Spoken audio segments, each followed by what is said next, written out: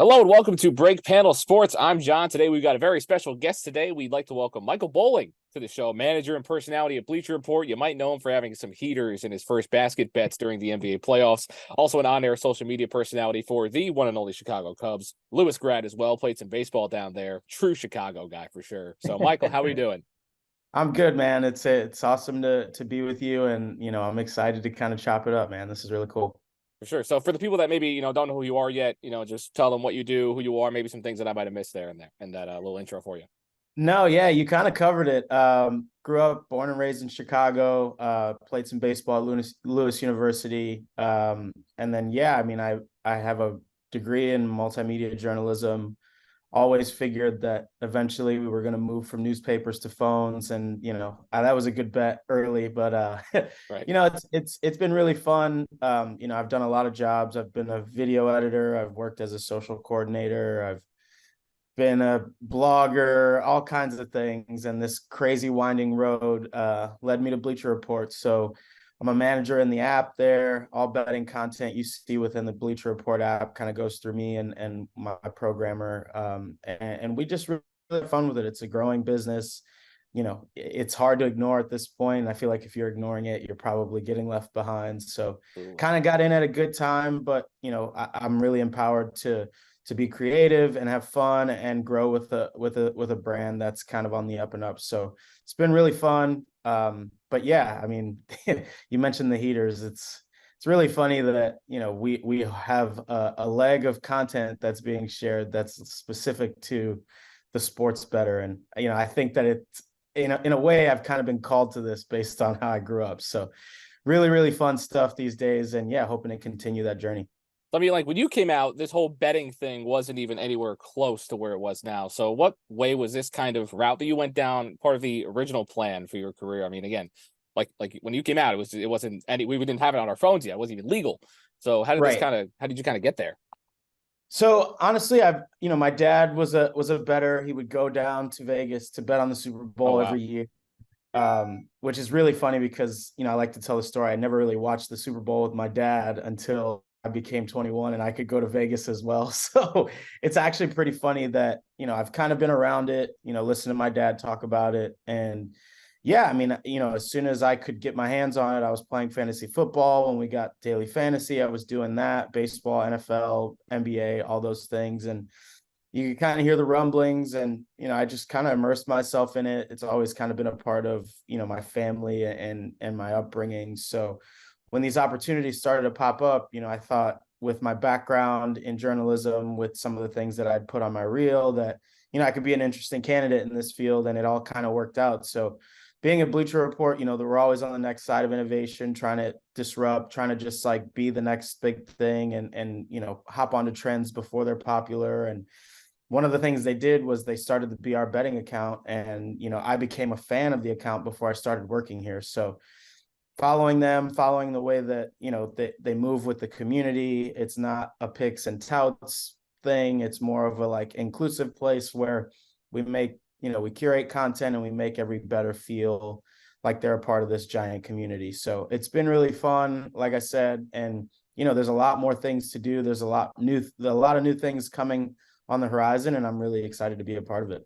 I mean, you mentioned your study through multimedia journalism and all of that, and even now, when because I minored in journalism, and they tell you they're kind of on it. They're a little more on it now, but Yeah, not too long ago they were saying like you said, newspapers and right. this betting stuff, don't touch it, don't mess with it now. And now it's just like, oh yeah, don't even do print or do anything anymore. You should probably study betting right now. So how was that Yeah. shift kind of going from you were kind of on it beforehand, but what was Yeah. that shift kind of like? It's interesting. I think the way that all these states have kind of adopted sports betting, and obviously not federal yet, state by state, but I think the way that we cover sports has to kind of have a betting lens now. There's so many people that are very invested in that side of it. There's a lot of people who are novices who just do things, just for fun, trying it out. First time users, but now it's before we would grow up watching Sports Center and we'd never see betting lines, and now it's like there's a betting line on every ticker, on every score graphic, all those things. So it's kind of shifted the way you have to think about covering the sports individually. And, I kind of like it that way. I think the more everything that is above board, I think the better. There's no hiding. Everybody knows that people are doing it. And, I think now we've gotten to a point where it's driving so much revenue for some of these states that it's hard to argue against it. I think more states should probably adopt it because you can use that revenue for whatever it is that you are trying to do within your state. So I'm hoping we get to a point where all 50 states are legal, but I think there's some states that it's going to take kind of a long time. The Californias, the Texas, Florida. But no, I mean, it's really interesting to see how the sports landscape has shifted, like you said, and a lot of it has to do with the emergence and the overall acceptance of sports betting.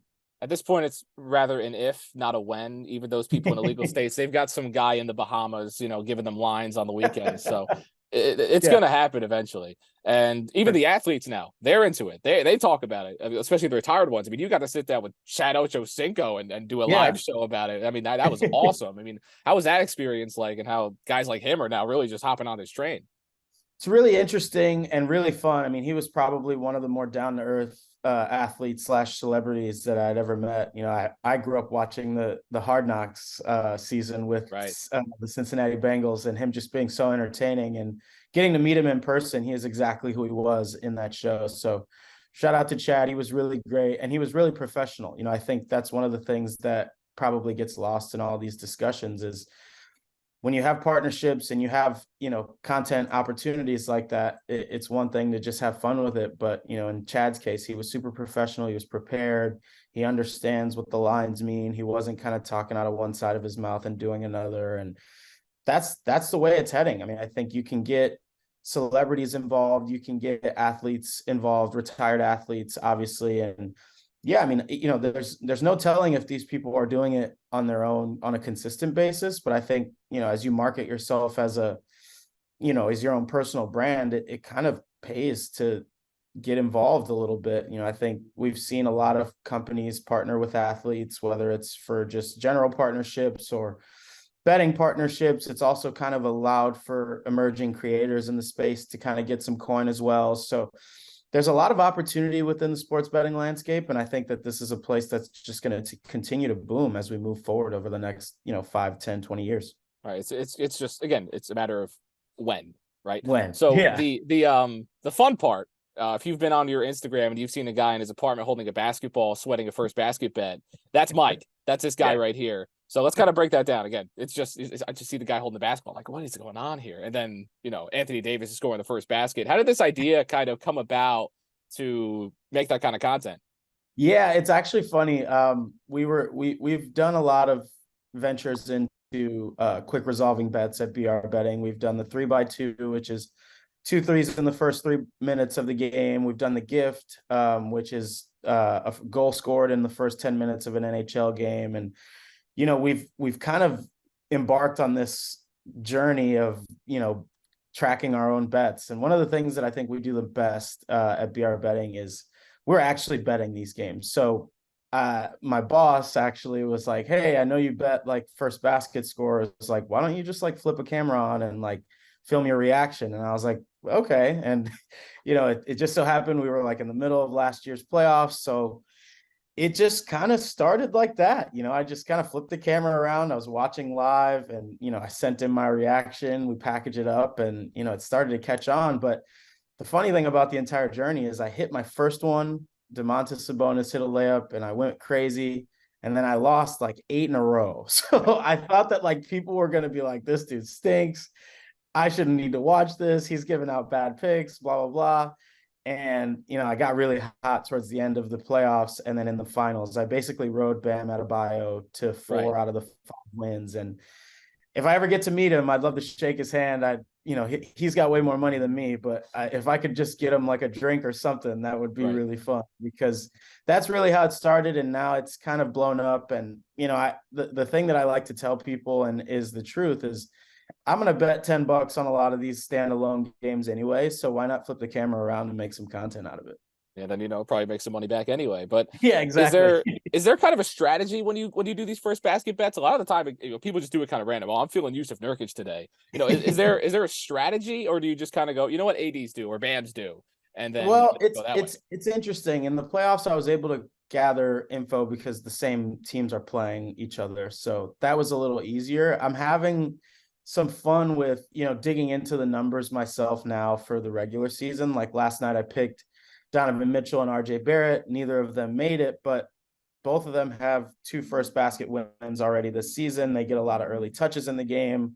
I look at which teams win the tip off more often. Obviously, I'm picking one on each side to kind of give myself a little insurance, but there's a lot of numbers out there. There's not like a central place that has like first basket statistics yet. I'm imagining that's coming at some time, but for now, it's, just like I would research anything else. Like for baseball, I would go in and check the pitching matchups, the all-time splits between those two, a pitcher and a batter.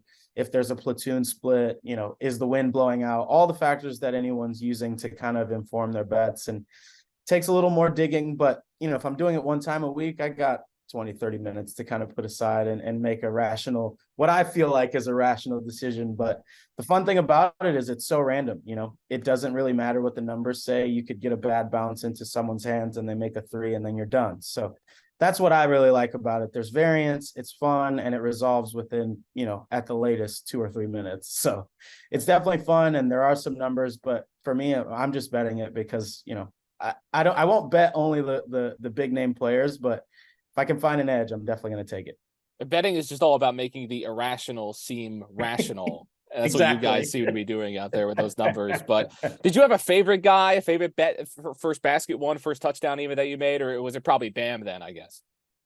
Yeah, I think it was Bam. I mean, I think the interesting part about the final series was, you had some really high powered scorers on the other side. So Jokic always gets a paint touch. He was kind of hard to read because he's such an unselfish player. Jamal Murray was like really coming on. And then, the fact that they are such an unselfish team, if there's, Michael Porter Jr. is open in the corner, he's going to knock down that shot. But Bam, for whatever reason, that matchup against Aaron Gordon, they really wanted to get him going early. I think they knew if he could get to a 15, 20, 25-point game, they were going to have a chance to win in the end. So they targeted him a bunch. I think the only one I lost in that playoff series was Bam missing like a bunny from like 3 feet, and they went down to the other end and scored. So it was obvious within a series setting that, he was going to be the guy if they got, the ball first or if they got a miss. So instead of trying to like reinvent the wheel, I just kind of rode the hot hand, and he cashed 4 out of 5 of them. So at that point, it was the finals. I had made a decent amount of money throughout the playoffs. I was betting a little more on them, kind of acting a little crazy, to be honest. And I was able to, fund basically a trip to Spain over the summer with the first basket winning. So Bam for sure is the guy. I don't think it's going to get me to a point where I buy a jersey of his because I'm a super Chicago cat and I don't want to be wearing other people's stuff. But Of course. if I could meet him, I'd love to shake his hand and tell him about it because that was a really insane run in last year's finals. Maybe at that point he'll be the one giving you the jersey. Then you got to take it. Then you go from there. If he gives me a jersey, I'll gladly accept it. You have to. You mentioned the bunny you missed. Have you had any true awful beats when it comes to this stuff, or just in general when it comes to anything you've done with BR? Because I see guys, last leg of the parlay, they need a guy to make the first basket. He misses 2 free throws in a row. There's been some awful stuff out there. You had anything like that? Anything crazy? Yeah, I've had a few crazy ones. I mean, I think just as easy as last night. So I got beat on the first basket by Jalen Brunson. He basically grabbed the ball, backed down, made a fadeaway jumper, and it was over within like 7 seconds. And we had a parlay last night that had 5 legs. It was 8-1 after our boost. Our entire app community was riding it. And after 9 points in the first 5 minutes of the game, we needed Brunson to score 20. He finished with 19 after missing a late free throw. So that was a tough beat for us as a community, and double whammy because he's the guy that kind of kept me away from winning the first basket. But I have too many bad beats to even think of. We'd probably need another podcast for it. Right. Maybe that's a good idea, but Could be. it happens, man. And that's kind of, if you get really angry about them and sometimes they'll stick with you, it's going to be you're going to be up a lot of late nights because Vegas usually is not wrong. I mean, I think these lines are very much set in places where you're going to have that happen a lot. And in a sense, you have to kind of be choosy when you're making your bets if you want to avoid some of those things. Now, I will say, before I started working for BR, I didn't like the bad beats as much. Now it's like they're kind of good content. So Right. if you're out there and you have bad beats, feel free to send them our way. But it happens, man. Those things are a part of the territory. And what we try and remind people all the time is like, you should be betting within your means. You should be betting for entertainment, not trying to pay your mortgage. It's not a job. It's not something that's sustainable. And I think we do a good job of trying to toe the line with responsible gaming with some of this content. So as long as you're doing those things right, bad beats come and go, and sometimes makes the wins feel a lot sweeter. And you mentioned being such a Chicago guy. We talked about that. Haven't talked too much about social media stuff you do for the Cubs, and you make quite an interesting transition, I find, because you go from this betting, you go from all this stuff, and then you're showing people how good the hot dog is at Wrigley Field. So, what's that kind of transition like for you when you go back and forth between that stuff? It's interesting. It's really fun to like wear multiple hats. I think I've always been a kid who's very easily bored and always wants to do something new. Right. And I grew up, a Cubs fan since as long as I can remember. My mom's from the Dominican Republic. We're huge Sammy Sosa people. He was like my superhero growing up. My grandma loved Ernie Banks, and we're basically a Cubs family. And I would skip class at school to go to Cubs games, like Awesome. the whole 9 yards. So I worked for Major League Baseball in 2014. I represented the Cubs in the fan cave, which was like an unbelievable experience. And that's when I started to get familiar with some of the staff there and in communications and in the social team. And I got an email from a representative of theirs that they were going to be hiring for this on camera social role hybrid kind of deal. And they said, would you not like to put your name in the hat? And I was like, absolutely. The idea that I could work for my favorite team in the world is an absolute dream. So, I went through the process. It was a long, lengthy process of interviews and speaking to people. And, the transition I have now after being there for a handful of years is fairly easy. I think both sides of the fence are very unique and different.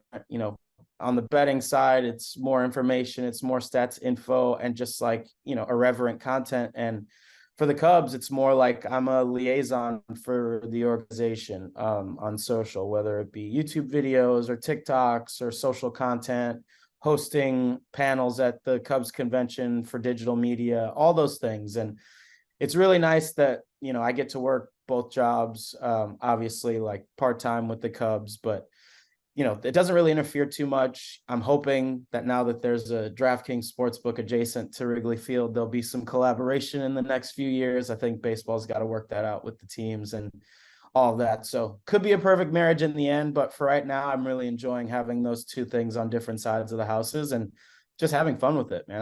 I got my dream job and a job that I never dreamed would even be a thing. It's like actually pretty fun to balance those two.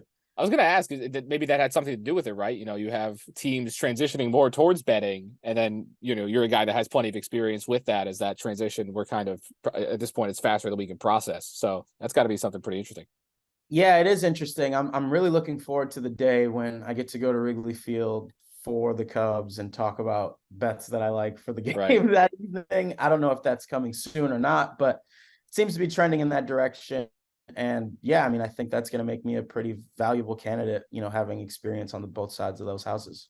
So, again, I just feel the aura of Chicago. The love for Chicago is there. You have any travel tips for the people? I know everybody talks about the old deep dish. I've only been to the airport. in Chicago. So is there any travel tips for the people? We got to get you here to Chicago for a weekend in the summer. I would not advise you coming anytime soon. It snowed and rained yesterday. It was 80 degrees last week and it was 27 last night. So let's save it for the summer. But listen, I'm through and through Chicago.